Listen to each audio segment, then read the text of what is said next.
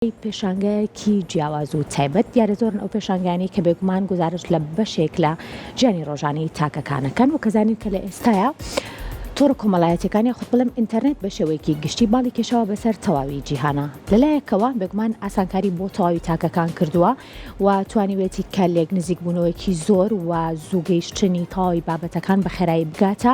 ئێمەی بەکارهێنەرانی ئینتەرنێت و تۆڕە کۆمەڵایەتەکە لەلایەکیشەوە بێگومان وەکوی ئاماژەی پێکرێت کۆمەڵێک گرفتی تری بۆ خەڵکانێکی زۆر دروست کردووە گرفتەکان لە هەر وڵاتێک و لە هەر شوێنێکەوە بێگومان جیاوازیان هەیە لە هەر شوێنێکیش بێت هونەرمەندان ئەرکی خۆیانە کە چۆن بتوانن گزارش لەم بابەتانە بکەن لە ئێستا بە خۆشحاڵی و پێشانگایەکی شەوەکاری لەژێر ناونیشانی هۆگربوونی مرۆڤەکان بە ئینتەرنێت ئەکرێتەوە و بێگومان کۆمەڵێک گزارشی جیاواز لە ڕێگەی هونەرەوە بۆم بابەت ئاخرێتەوە.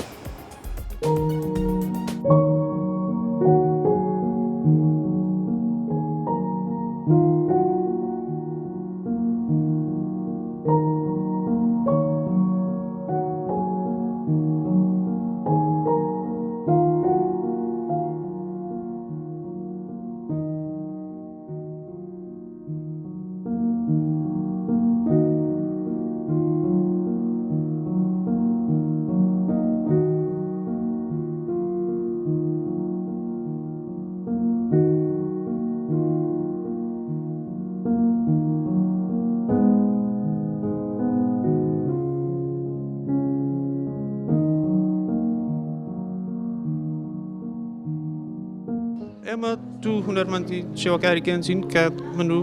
لەنیاخان بەشدارین هەرێکێکمان بەدە تابلۆ لەم پێشانگایە بەشدارین و ئامانجی ئێمە ئەوەیە کە هۆشیاریەکی گشتی بدەین بە بینەران کە بتوانن چۆن کۆنتترۆڵی خۆیان بکەن لە بەکارهێنانی تۆڕە کۆمەڵایەتیەکان و هەروەها تەکنەلۆجیا بە شێوەیەکی گشتی و ئامێرەکانی پەیوەندی کردن.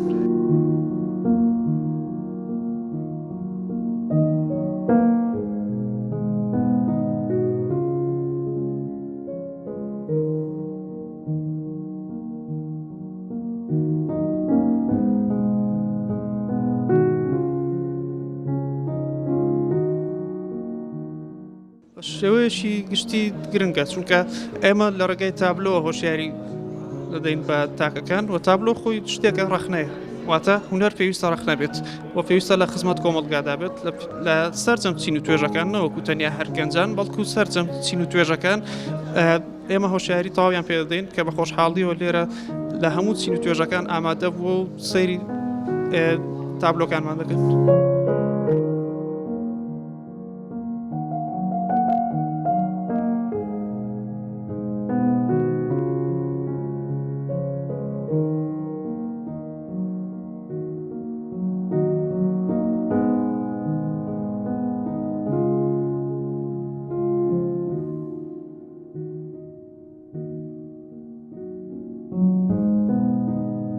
هەستاین باکردنەوەی پێشانگایەک کە بە دە تابلۆ بەشداریم کردووە بە هاوکاری هاوڕێیەکم کەیش بە دە تابلۆ بەشداری کردووە مەبەستمان لە کردنەوەی ئەم پێشانگایە زیاتر برەودانی گەنجانە برەودان متوانەکانی گەنجان.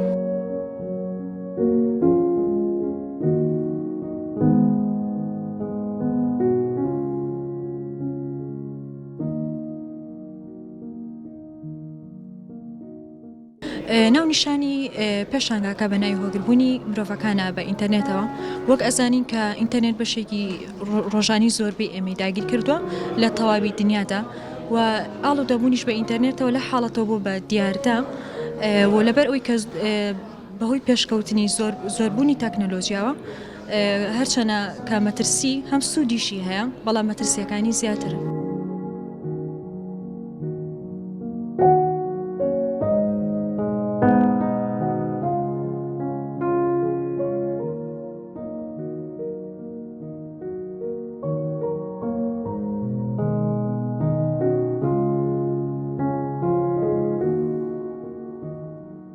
تا ڕادەیەکی باش بۆ لە توانێت و پەیامە بگەێنێ ینی هەرێک لە تابلۆکان ئەگەر سەرنجی بدەین توانێتی و پەیامە بگەێنێ کە ئینتەرنێت زیانێک یان ئینتەرنێت و تەکنۆلۆژیا زیانێکی زۆری بە مرۆڤ گەیاندووە.